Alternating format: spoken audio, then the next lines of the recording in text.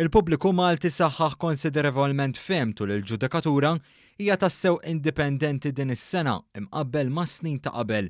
Dan joħroġ mir-rapport tal-Kummissjoni Ewropea li qal ukoll li anke l-kumpaniji f'Malta din is-sena saħħew il-fehma tagħhom li l-ġudikatura hija indipendenti wara li ġie reġistrat tnaqqis fis-sena ta' qabel.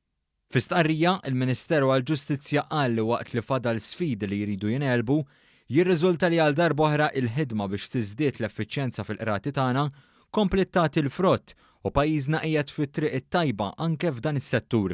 Fil-fatt, il-qrati tagħna komplew naqsu żmien meħtieġ biex jinqatgħu kawżi ċivili, kummerċjali, amministrattivi u oħrajn fejn jispikka it-titjib b'saħħtu ħafna reġistrat bejn l-2010 u l-2017.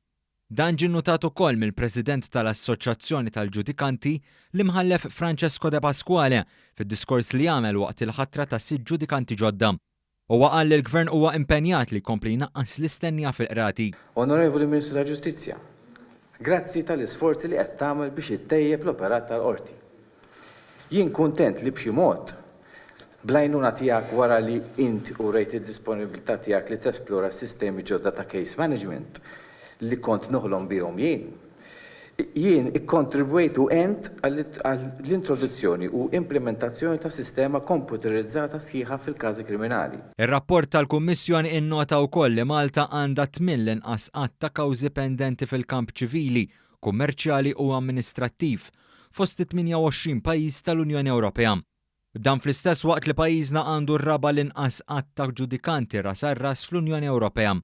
Il-Gvern tenna li huwa kommess li jkompli jtejjeb il-qasam tal-ġustizzja li fissru bħala pilastru ewlieni tad-demokrazija ta' pajjiżna.